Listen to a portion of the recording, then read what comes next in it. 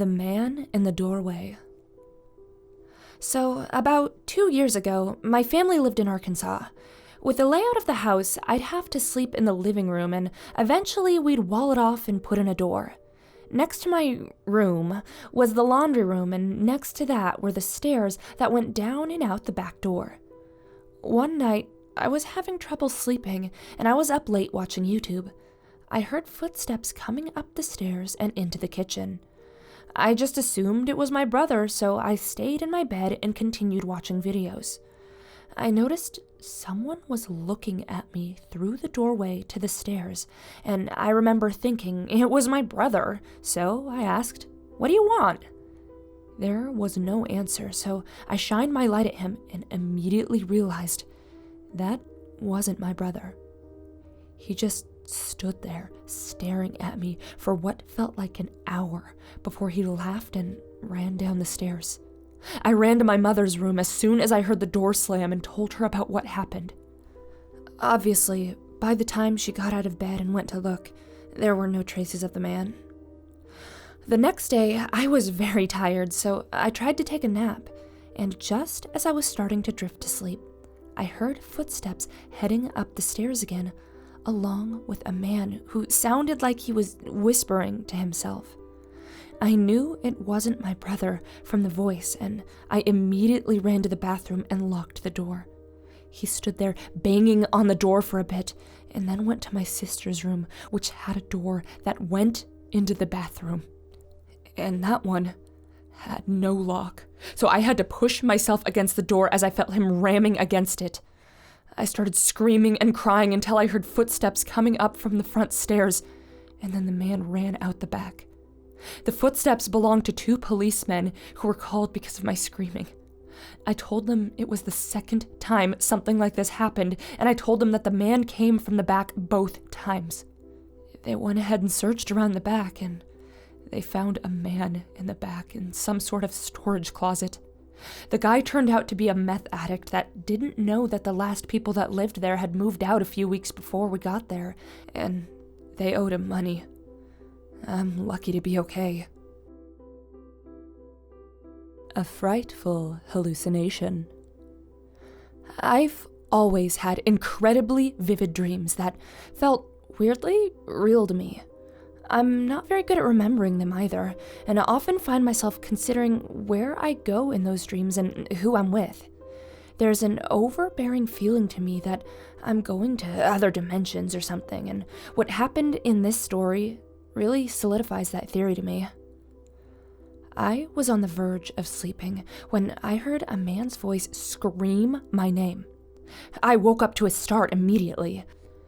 I remember it feeling really hard to shake the fact that it was fake, as it felt so real. I could hear his voice just ringing in my ears.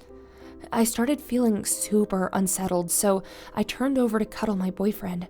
As I did so, I saw 2 women who looked like stereotypical old prostitutes leaning over my bed from the right side of us. I was completely shocked and disturbed at the sight of them.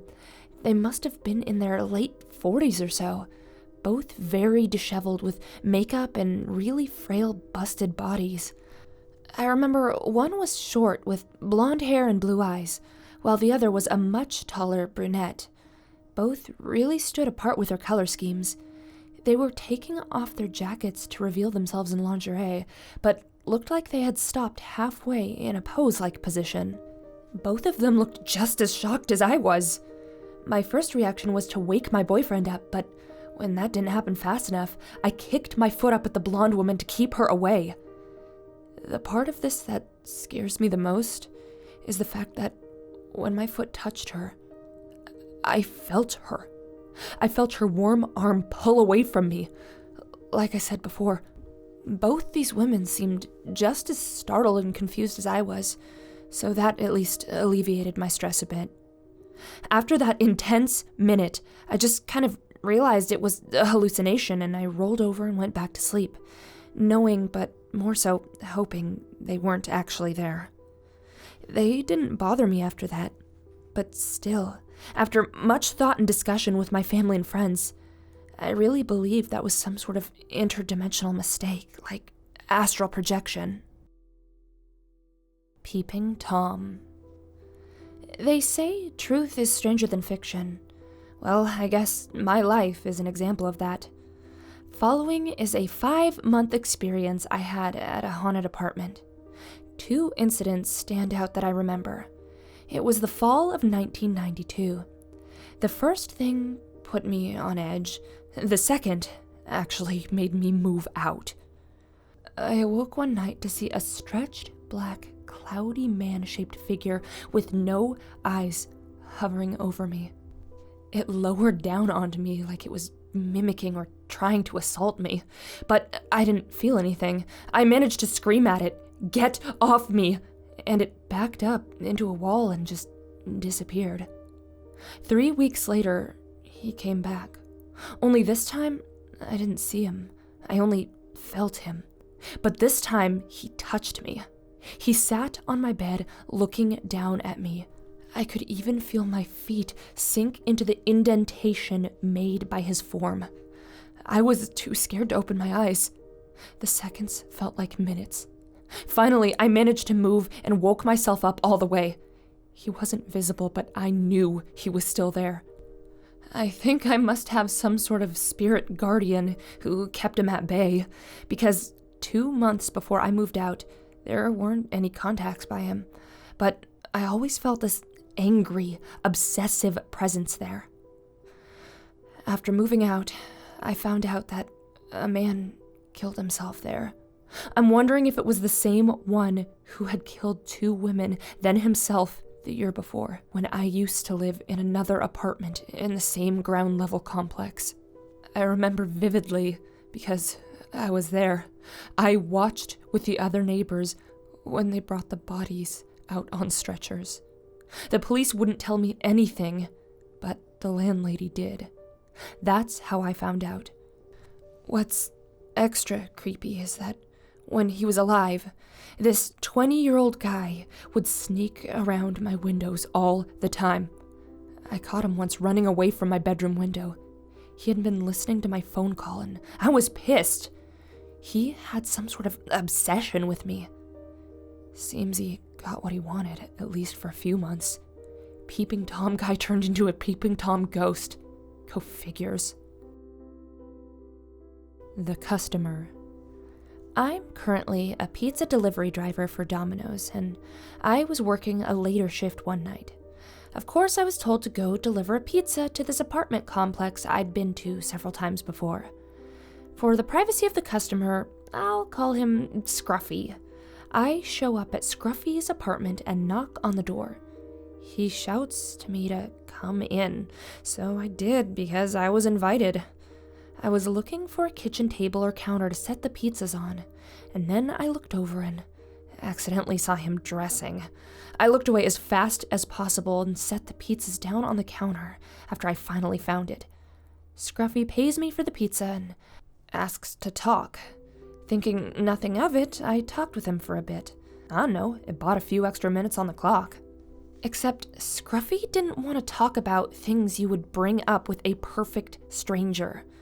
No, the first question he asked me is if I was LGBT.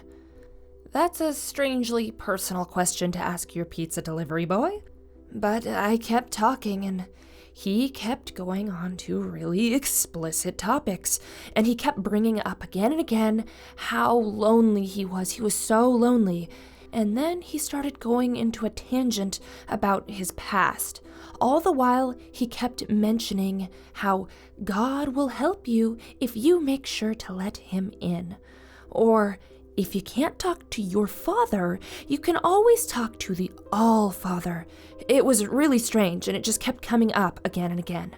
It was really bizarre and really uncomfortable. He kept bouncing back and forth between ultra-religious weird stuff and very explicit things he wanted to do. And to make matters worse, the entire time I was there, he was also desperately trying to get me to sleep with him. Every time I tried to leave, he kept getting angry and yelling at me to shut the door. Eventually, I was able to get out of there, and I told my managers. Hopefully, we never hear or see from Scruffy again on deliveries. I'm certainly not going back. Well, I hope you enjoyed those 4 terrifying true experiences. These stories were all submitted by viewers just like you. If you have true experiences of your own, or even creepypastas that you'd like to be narrated, you can submit them to the email listed in the description below. Happy haunting!